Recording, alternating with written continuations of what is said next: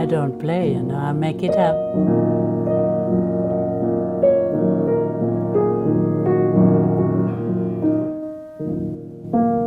So me going to Toby's little workshop every day, and he was on top of a hill where he worked.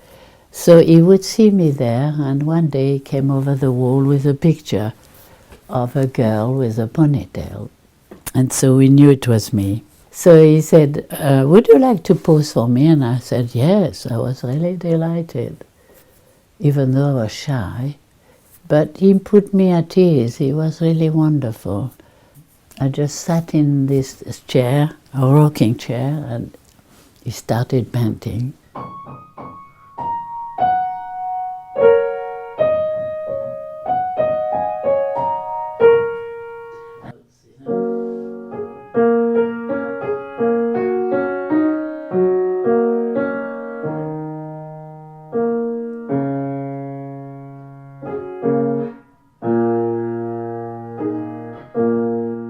He was really curious, who is that girl? Why is she so serious? I was always serious. He would try to make me giggle and laugh, and I thought, be careful, it's a man, it's a man. I think I was afraid of old men, I was. And he never touched me or anything. He only could feel that I was not the type to stay there, and I would run away if he touched me. He didn't mind me not being in a nude. He did me a portrait of me without a top on, and he said, I hope you don't mind, because he thought I might say, yes, I'll pose in the nude for you if you want. Any girl would have done that, but no, not me. Oh dear. It's not sexual, actually. I never felt that with him. I never felt any anxiety about him flirting with me. A painter, follow their feeling. They see a beautiful face they want to do, and they paint it. He was happy doing my hair. That's what he liked, the hair, the neck, long neck, the profile. No, he loved that. He made so many sculptures all that way.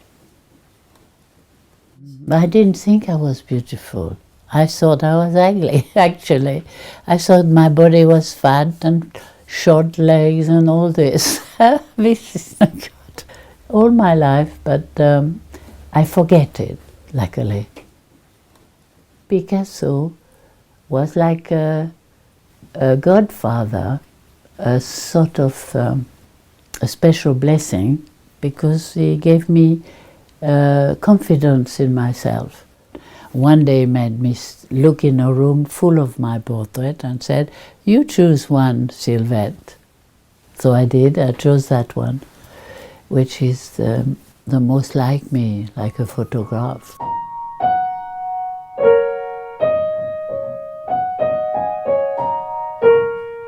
I know the man who has it.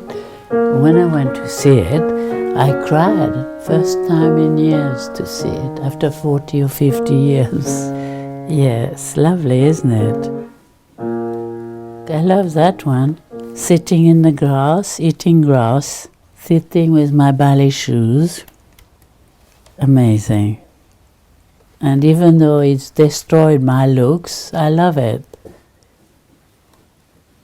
I love the portraits. I'm inspired by them.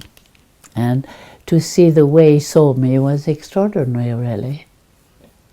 Because he's the most extraordinary painter of our century. And I think, gosh, I was lucky to be inspiring such a great master. Oh, suddenly people were looking at me, and I said, my mother, tell them I'm not here. I used to hide in a cupboard.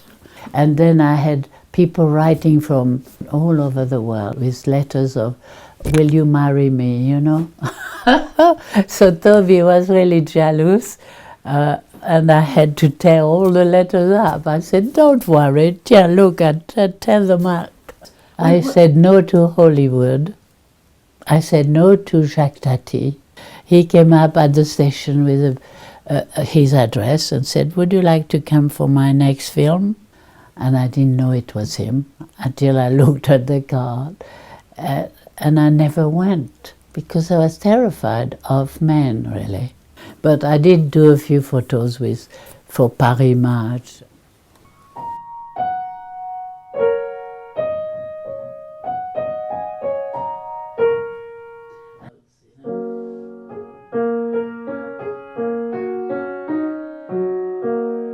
It makes you feel better, really did, gave me confidence. There was Brigitte Bardot who came along, and she was much more famous, funnily enough, and she copied my hairstyle. We crossed our life, we never talked, but she became blonde and her hair much like a ponytail, and she was quite glamorous. In her biography, she said, well, Sylvette David looked like me, like 2 drops of water. I thought that was sweet.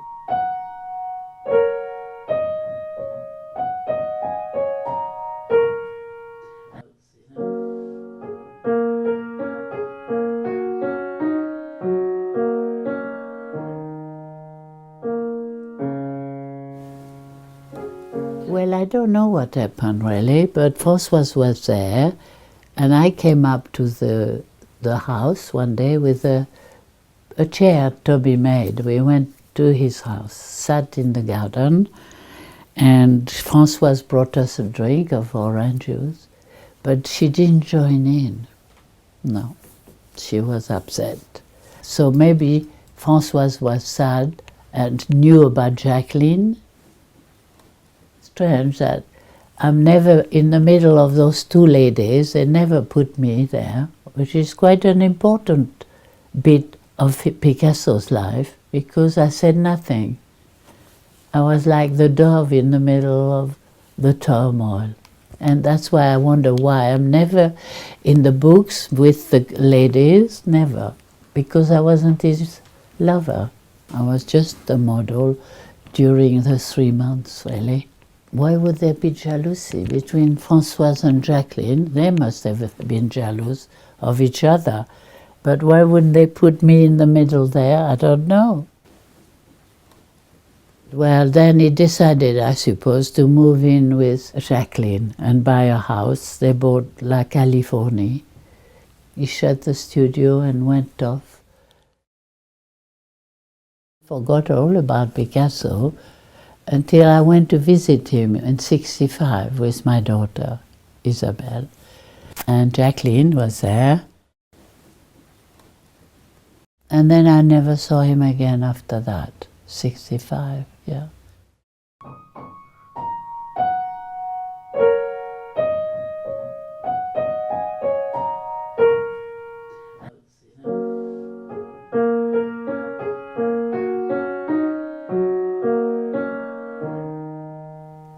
I could, like the Japanese once asked me, what would you do if Picasso hadn't chosen you?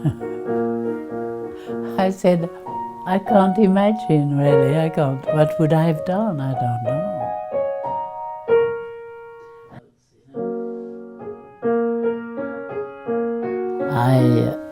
I'm ever so grateful to everything that happened in my life, really, the bad and the good, because it makes me what I am now.